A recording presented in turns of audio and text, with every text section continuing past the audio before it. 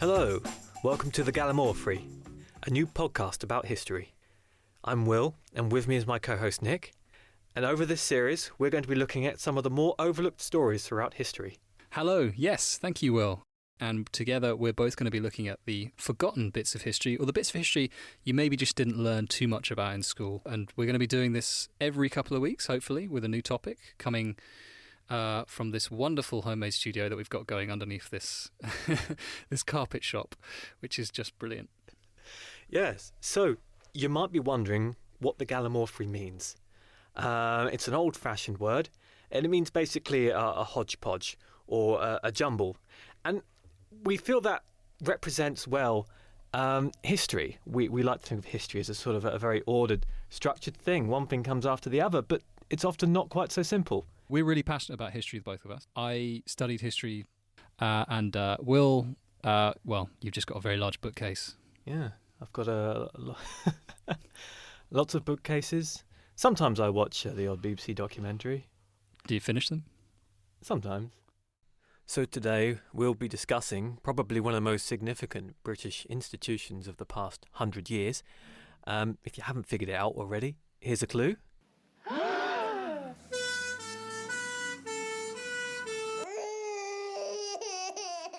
So for anyone who hasn't worked it out yet, we will of course be discussing the NHS, or the National Health Service. It's a huge part of our lives here in Britain, but maybe it's something that we don't really know that much about. Perhaps we take it for granted. It's something which among younger people in this country has always been there. We can't imagine a time where there was no NHS, but of course there was. It's less than 100 years old. That's very recent in historical terms. So I think what we're going to look at today is really how the NHS came about and the people who were involved in that. No, that's exactly right. As you said, it's less than 100 years old. It's 74 years old. No, wait, sorry, that's the age of my dad. My dad is actually older than the NHS. The NHS is 72 years old as of 2020, and it was born on the 5th of July 1948, thanks to the efforts of the Labour government under Clement Attlee and the Minister of Health, Nye Bevan. So obviously Clement Attlee, he was the Prime Minister of the day. And I think Bevan is perhaps a name that many people associate with the NHS, but we're not entirely sure who he was.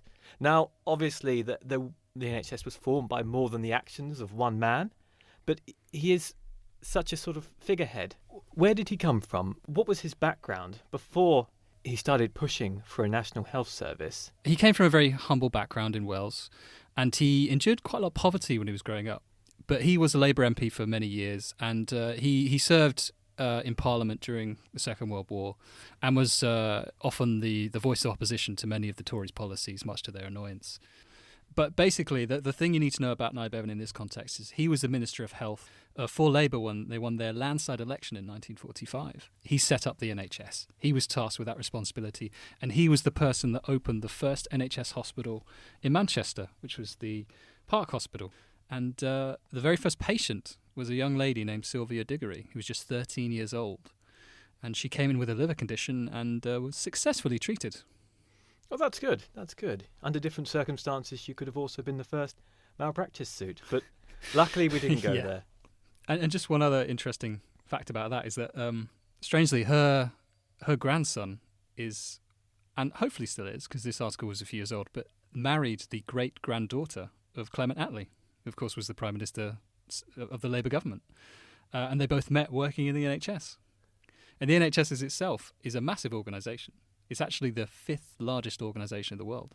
So imagine the amount of countless love stories that are out there. It's a very nice thought. It's also amazing to think the NHS is so big. I mean, we, living in Britain, we think of the NHS as being quite a large entity. But I wasn't aware that it was so huge on an international scale. Yeah, I mean, when you compare it to the other organisations it's against, I mean, I think the biggest employer in the world is the US Army. And then it's obviously the 5th. It's just behind Mackie D's. So the health service just beaten by McDonald's. Yeah. Yes. So obviously we'd like to think we're healthier, but that may not necessarily be the case. Okay. All right. Well, what do we know about life before the NHS? Life before the NHS was hard and complicated because healthcare wasn't free. The whole concept of medicine before the NHS was means tested. It was based on what you could earn. There were different schemes by the time the NHS was set up and schemes it replaced. So actually, one of the most interesting things about the NHS is it didn't build any new hospitals when it began. They simply appropriated all the hospitals and GP surgeries and doctors they could. But originally, before the NHS, there were sort of three types of hospital. You had your private hospital, which was the fancy hospital which rich people went to. You had your municipal hospitals, which were hospitals controlled by the local councils.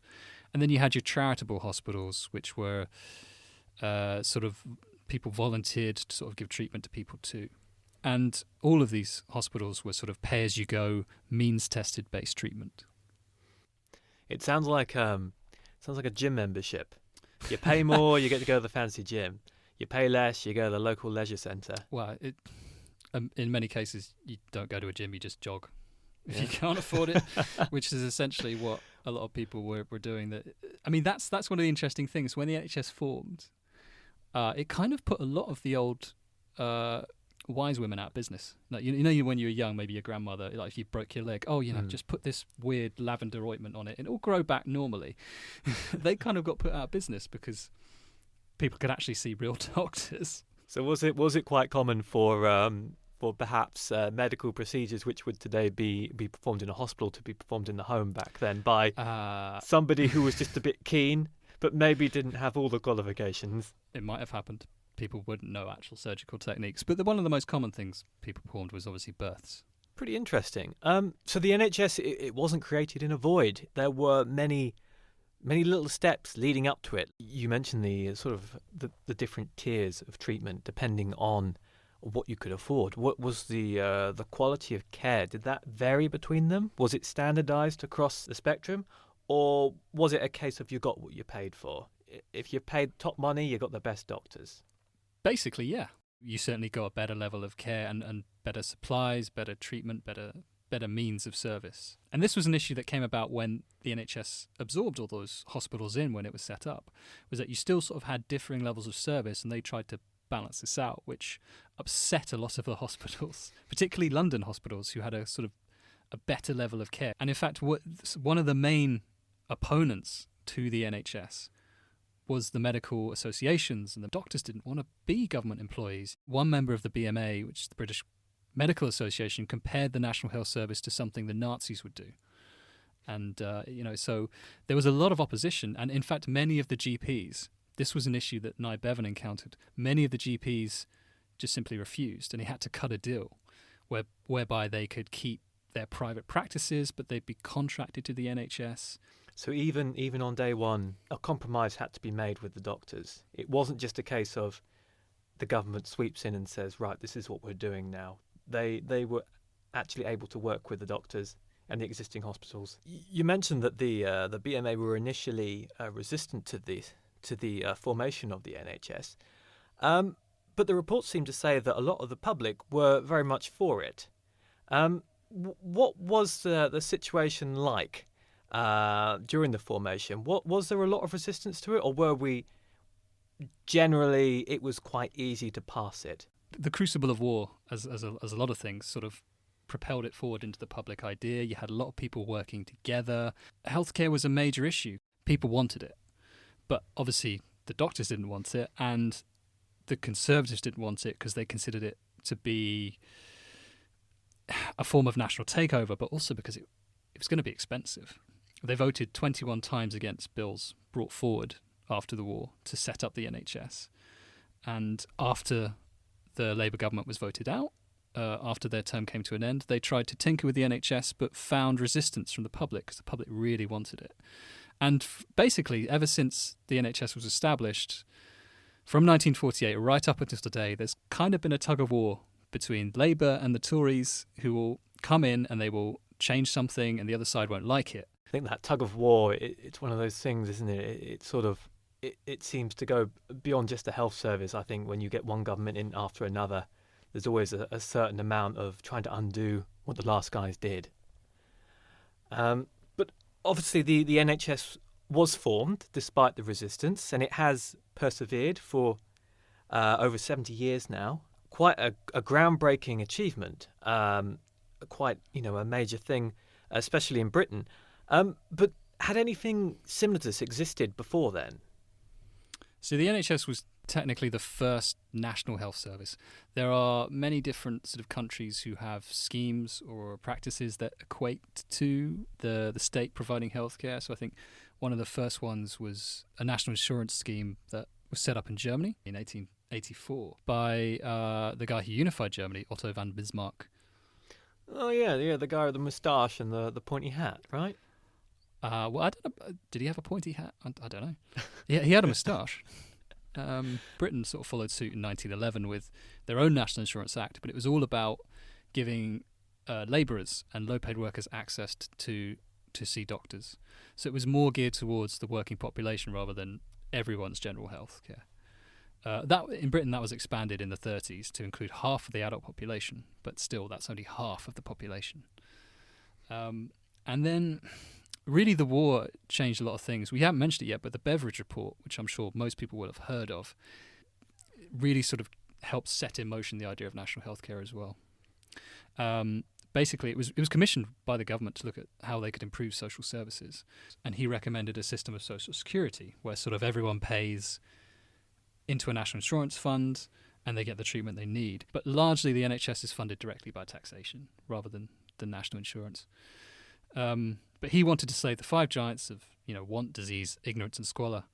And the report was, hugely popular, even though it was initially suppressed a few times by Churchill, who didn't really want it to steal thunder from other wartime things. And Churchill's relationship with the NHS is contested by different historians, because the Tories had, in their manifesto, they had a promise to introduce a national health service in 1945.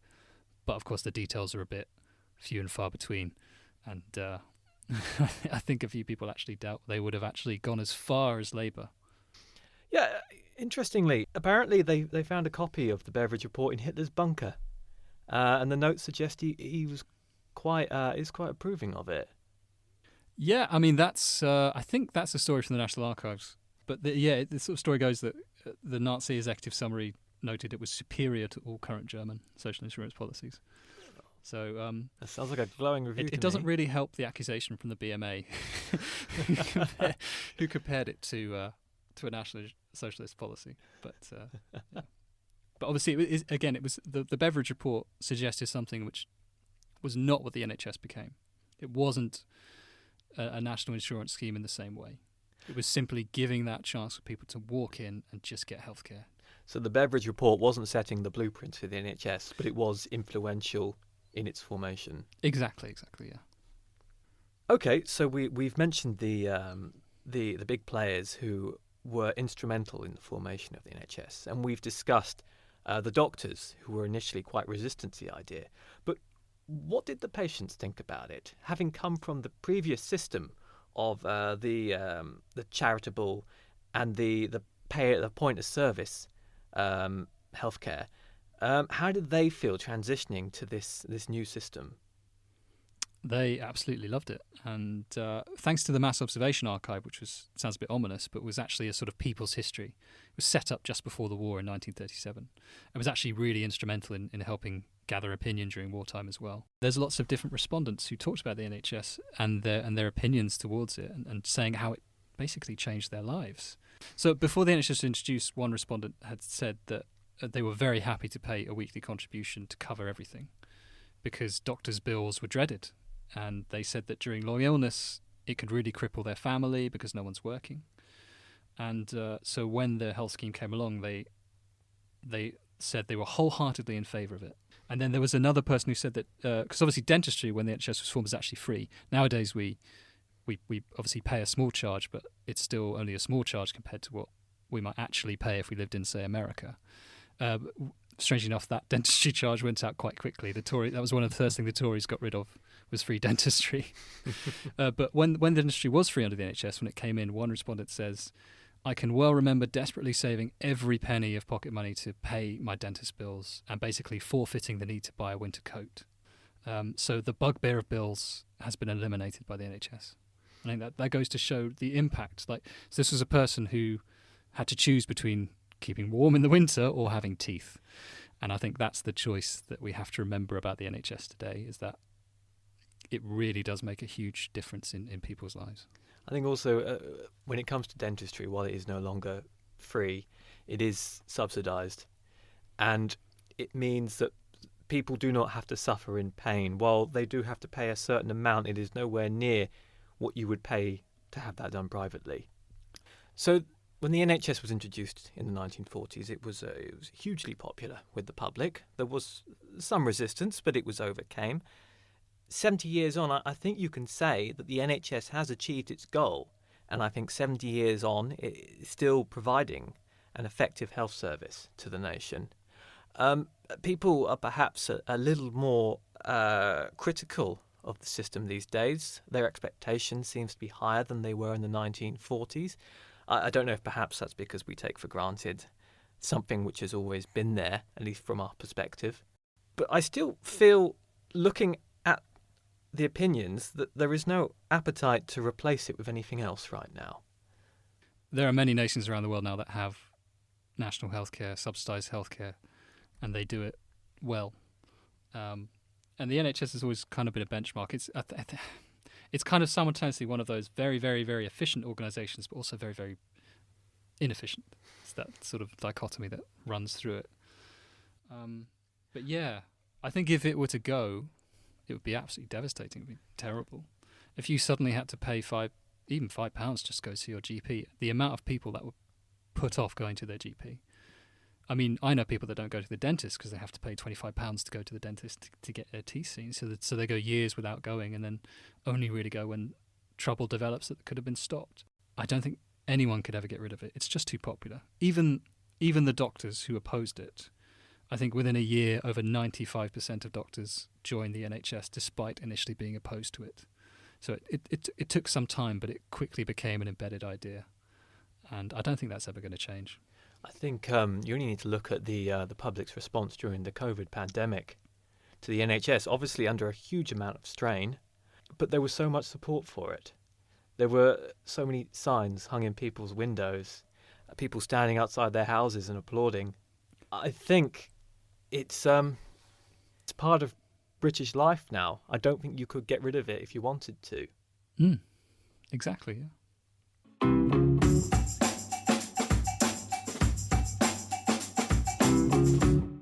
So this is the part of the podcast where we discuss some of our favourite facts about the topic that we're discussing.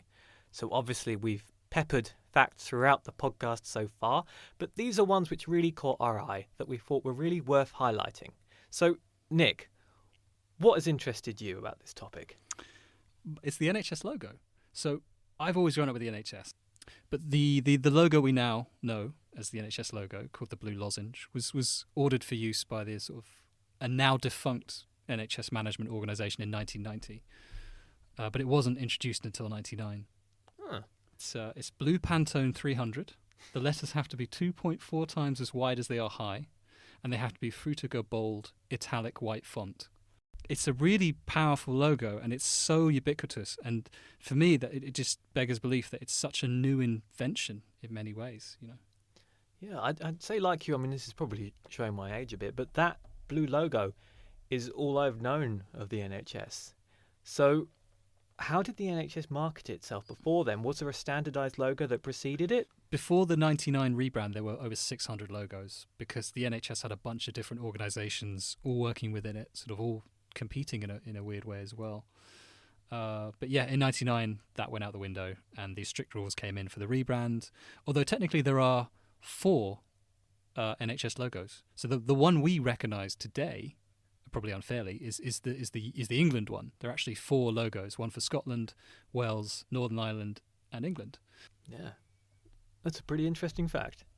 So before I throw my fact in, I actually have my own fact related to yours. So the font used in NHS signage was actually the one designed for British Rail. Obviously, it's no longer in use, but you can still see it in older hospitals. Oh well, at least they're reusing things in it. So come on then, what's your fact? So my fact is about a first. So when we were looking at the NHS, what surprised me was the amount of firsts that the NHS is responsible for. Like what? So the one which struck me the most was the NHS was responsible for the first successful birth of a child through IVF treatment. The child was a girl called Louise. She was born in 1978 in Oldham. I didn't realise that IVF was a thing as far back as 1978, but it was, and the NHS was the first to pioneer it. The physiologist responsible actually went on to receive the Nobel Prize in Medicine for it. Yeah, so the NHS, not only does it provide medical treatment, it also progresses it. Brilliant. Yeah, it's pretty good, isn't it?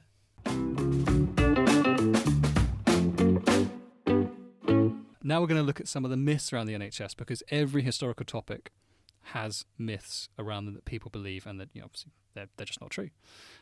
So, Will, what was your myth that you wanted to dispel about the NHS? Yeah, so there is a misconception, and it's one that I actually believed in until we started researching this podcast. A lot of people believe that more people turn up at A&E in the winter, and you can see where this is probably coming from. They normally seem busier at winter, but actually the figures are higher in the summer. And the reason why is that the people who turn up in the winter tend to be people with more chronic illnesses who are more affected by the cold, and they tend to stay longer. And that's why a lot of A&Es seem more backed up during the winter. And that is my myth. Busted. So why are more people in the summer? Is that just because they're just like out and about crashing their skateboards and bikes, whatever young people do? I'm clearly out of touch. My source for this actually only just gave me the figures for the last 5 years. They weren't able to give the reasons for more people. I'm sure there's probably a lot of reasons you could speculate. It could be that you're more active in the summer. You're more likely to be outside doing things. Getting injured. Yeah. So that's my myth. What have you got? So one of the biggest bugbears about the NHS is, or my biggest bugbear that is levied against the NHS, is that it's constantly abused by illegal immigrants or people coming over on health tourism, doing all those sorts of things. But this just isn't really true. I mean, there is a cost of health tourism. So the King's Fund estimates that health tourism costs the UK between 60 and 80 million a year, which sounds like a lot of money. I mean, it is a lot of money. 60 to 80 million, you'd be set for many, many multiple lives with that amount of cash. But the NHS annual budget is 113 billion. Well, that was 3 or 4 years ago, and it's obviously grown to then. And, that's not even 1%. So health tourism is not crippling the NHS. And to be honest, studies have found that most illegal immigrants will actually stay away from public institutions because they're afraid of being caught. So they're actually a lot healthier as well in general. Oh, that's really interesting, actually, because I know a lot of what you read in the media would suggest that the opposite's true, but yeah. Yeah, well, people always try to sensationalise or scapegoat immigrants, and immigrants make up a lot of the NHS workforce as well.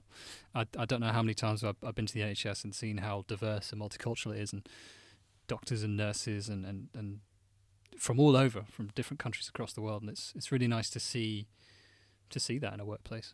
Mm. Well, that's our podcast. Thank you for listening. I don't know about Nick, but I found it all really interesting looking into the NHS. Hopefully people have gone away with something that they can find useful in a pub quiz at some point, hopefully. Yeah. They're very specific pub quizzes. So hopefully we'll be back soon from our basement in the carpet shop. What are we talking about next? Sticky in here. It is very hot and sticky.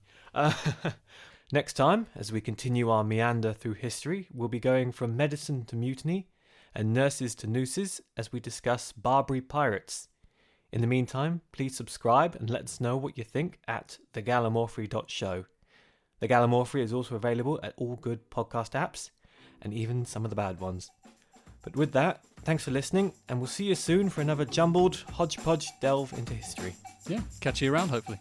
See you soon.